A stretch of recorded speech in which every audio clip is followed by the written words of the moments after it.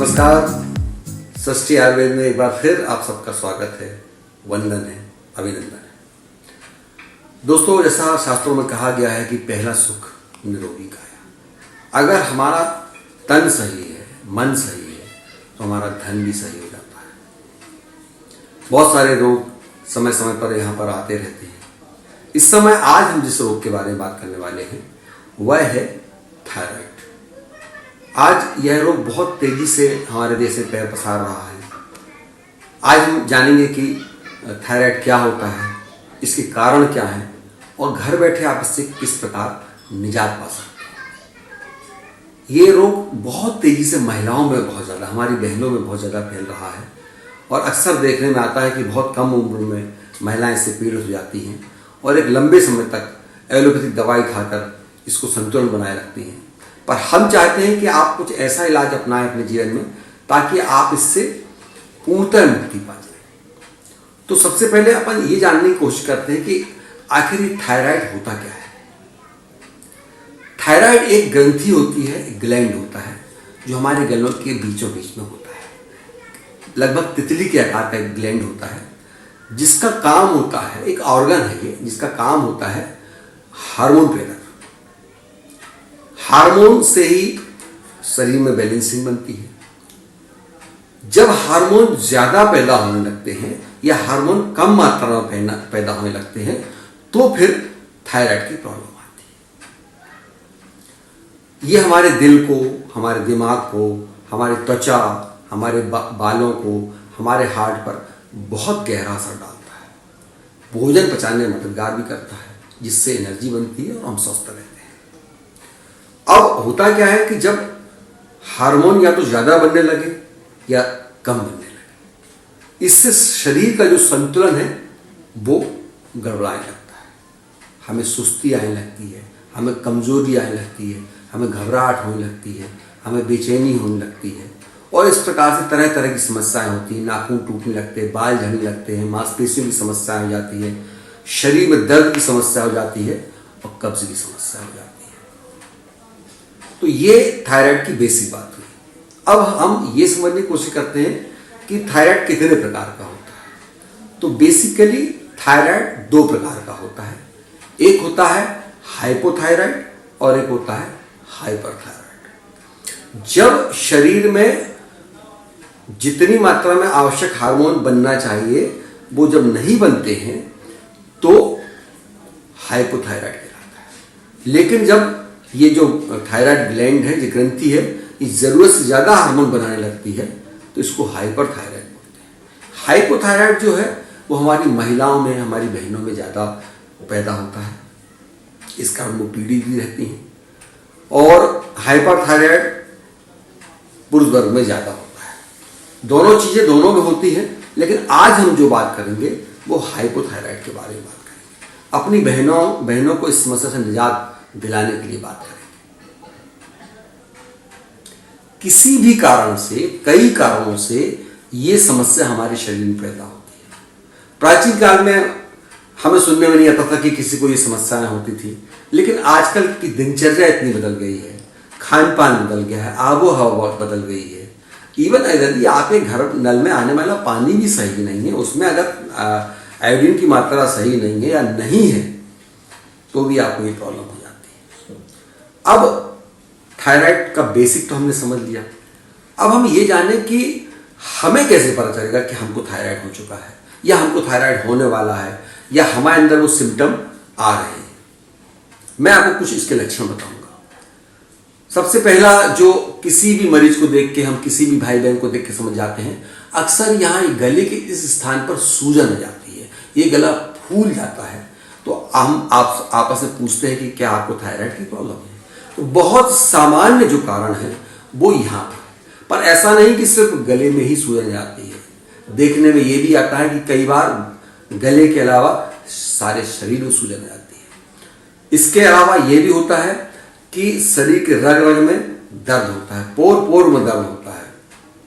हम pain killer दवाई खाते रहते हैं, सूजन को हम अन्य कारणों से ले लेते हैं कि शीत हो गई होगी, लेकिन जो मुख्य कारण है उसमें पहले चीज है कि गले में सूजन जाना, शरीर में सूजन जाना, इसके अलावा पीरियड अनियमित हो जाना, पीरियड समय से पहले जाना, पीरियड समय के बाद जाना, इसके बाद ब्लीडिंग कम मात्रा में होना या ब्लीडिंग ज़्यादा मात्रा में हो जाना, इससे भी थायराइड के सिम्टम बनते हैं। पूरे समय जो रोगी रहता है उसको ठंड लगती है और नींद बहुत आती है, सुस्ती बहुत आती है, चिड़चिड़ापन बहुत आता है, ये सब हाइपोथायराइड के लक्षण हैं। और साथ में वजन जो है वो अनावश्यक रूप से बढ़ता जाता है। एक सामान्य इतना वजन होना चाहिए उम्र के हिसाब से, उसमें एकदम से बढ़ोतरी होती है और वह जो बढ़ता हुआ वजन है वो खुद के लिए परेशानी का सबब बन जाता है।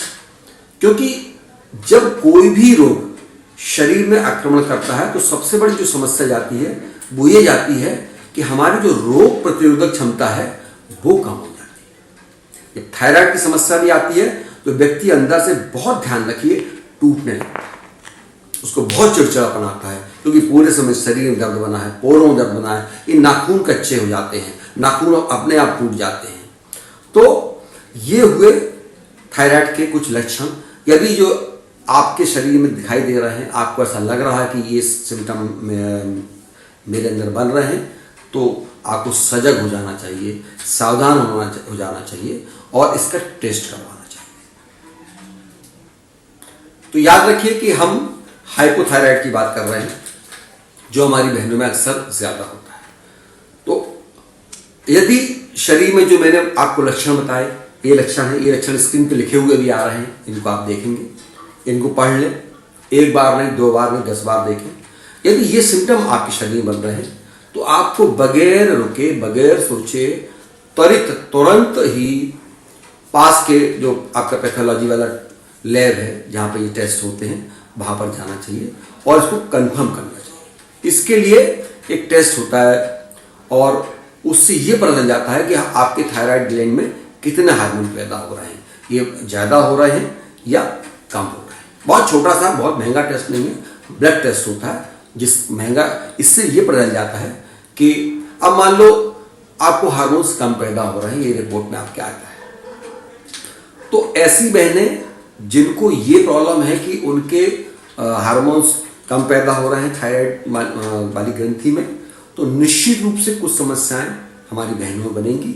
और जो बहनें हमारा ये YouTube देख रही हैं, प्रोग्राम देख रही हैं, वो अपने आप में इसको जांच सकती हैं। पहली चीज, कंसीव होने में, गर्भारोपण होने में, गर्भाधान होने में बहुत प्रॉब्लम जाती है। पहली चीज, अगर ये समस्या आपके साथ हो रही है तो आपका एक ध्यान इस तरफ भी जाना चाहिए कि कहीं थायराइड के कारण तो ये नहीं हो रहा है। दूसरी चीज, ये बहुत बारीकी से है, इसको बहुत समझाया जा सकता है, ओवरी वगैरह की पूरी इसमें चर्चा की जा सकती है, लेकिन अभी हम मेन मुख्य चीजों पर फोकस कर रहे हैं। दूसरा, प्रेगनेंसी में दिक्कत आ सकती है। पहला महीना, दूसरा, तीसरा, चौथा, आगे जो बच्चे का विकास होता है इसमें बहुत सारी प्रॉब्लम्स आ सकती है और ये जेनेटिक भी हो सकता है कि आपसे आपके बच्चे में भी आ जाए।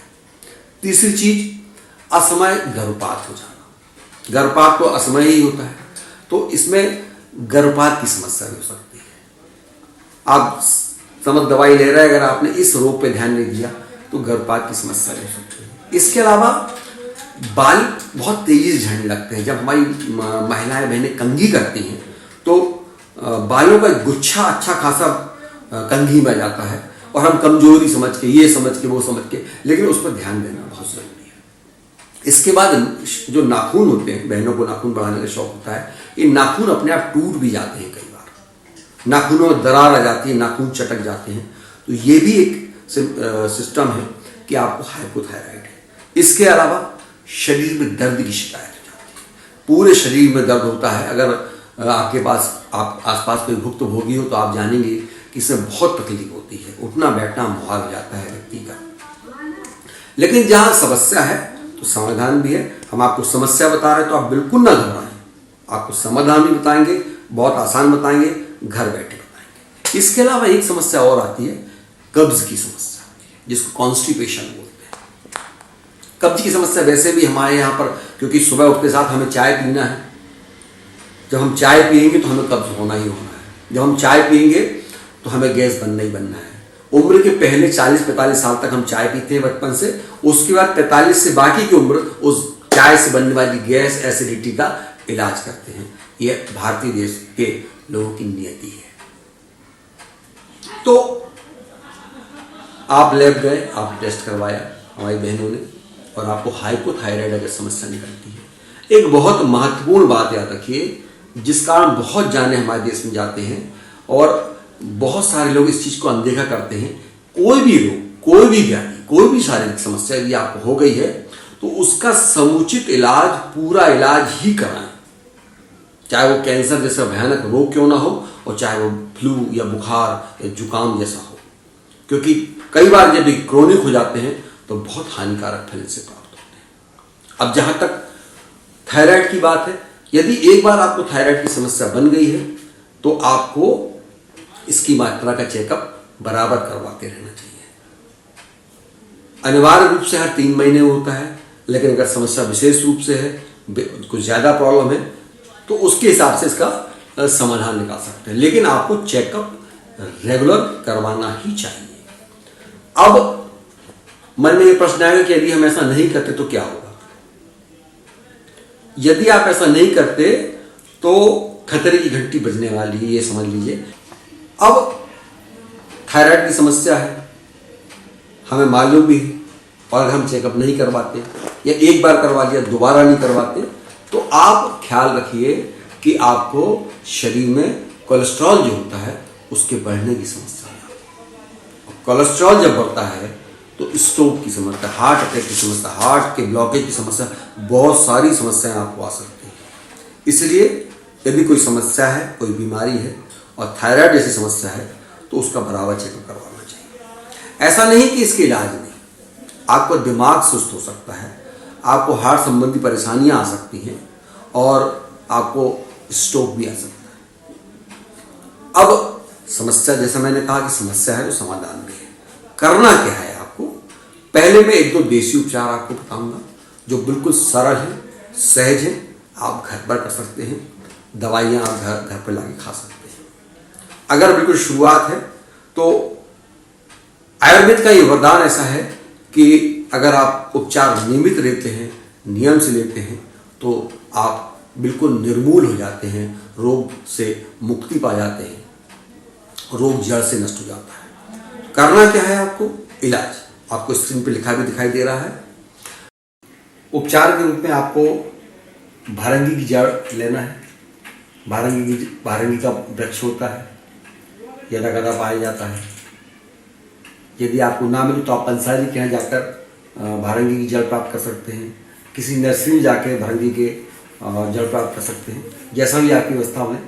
तो भारंगी की जड़ का आपको पाउडर लेना है 3 ग्राम, आपको स्क्रीन पर लिखा हुआ दिखाई दे रहा है।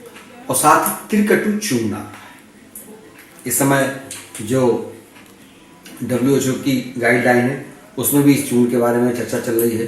कोरोना वायरस से निपटने के लिए, कोरोना वायरस से रक्षा के लिए इसका काढ़ा बनाने की सलाह गवर्नमेंट दे रही, वही त्रिकटु चूर्ण की बात कर रहा हूँ मैं, जो कि सौंठ, लेडी दीपक और काली मिर्च का मिश्रण होता है, पाउडर होता है। इसको लेना है। तो 3 ग्राम भारंगी की जड़ का पाउडर लेना है और 3 ग्राम त्रिकटु चूर्ण का पाउडर आपको लेना है। सुबह शाम आधा चम्मच, आप करीब 6 ग्राम, मतलब जो चाय की टीस्पून होती है उसका 1 चम्मच समझ लीजिए। 6 ग्राम आपको यह सुबह लेना है गर्म पानी से खाली पेट, और शाम को लेना है। जो दवा अभी तक आप थायराइड की ले रहे हैं वो आप रेगुलर लेते रहे, तो उसमें आपको रोकना नहीं है, पर साथ में यह उपचार भी लें। इस उपचार से यह होगा कि आपकी थायराइड की समस्या कंट्रोल होगी और धीरे धीरे जड़ से समाप्त हो जाएगी। एलोपैथिक दवा जहां उस रोग को संतुलन में बनाए रखती है, लेकिन आयुर्वेद उसको जड़ से, मूल से नष्ट करता है। इसके साथ ही आयोडाइज जो नमक होता है इसका आप प्रयोग करें, प्राणायाम करते रहें। मोटापा अगर बहुत ज़्यादा है आपका तो आपको मेदो हर्बटी पतंजलि शॉप में मिलती है, उसको ले सकते हैं। इसके अलावा अगर आपको भारंगी की जड़ मिलने में या त्रिकटु चूर्ण मिलने में प्रॉब्लम जा रही है, तो आयुर्वेद की जहाँ ब्रांडेड दवाएं मिलती हैं वहाँ से आप कांचनार गुग्गुल और वृद्धि वाटिका बटी, आपको स्क्रीन पर दिखाई दे रहा है, इनको आप एक एक गोली सुबह शाम दोनों को गुनगुने पानी से लें, इससे भी आपको लाभ लगेगा। जब तक रोग पूर्णतः नष्ट ना हो जाए तब तक ये दवाइयाँ आप लेते रहें। निश्चित आपको थायराइड की समस्या से आराम मिलेगा। वीडियो पसंद आया हो तो आप इसको लाइक करें, शेयर करें, कमेंट करें और सब्सक्राइब जरूर करें ताकि मेरे आगामी वीडियो आपको मिलते रहें। अगर आपकी कोई समस्या है तो आप मुझे कमेंट बॉक्स में लिखें, मैं उस समस्या का त्वरित समाधान करने की कोशिश करूंगा। मेरा एक व्हाट्सएप ग्रुप भी है, सुखी रहें स्वस्थ रहें नाम से। इस वीडियो के एंड में आपको उसका भी कैप्शन दिखाई पड़ेगा, आप उसमें भी जुड़ सकते हैं। आज के लिए इतना ही। अगले वीडियो में फिर आपसे एक नए रोग के समाधान के रूप में मुलाकात होगी। तब तक के लिए आज्ञा दें। सर्वे भवन्तु सुखिनः, सर्वे सन्तु निरामयाः, सर्वे भद्राणि पश्यन्तु, मां कश्चित् दुर्भाग्य भवेत्। नमस्कार।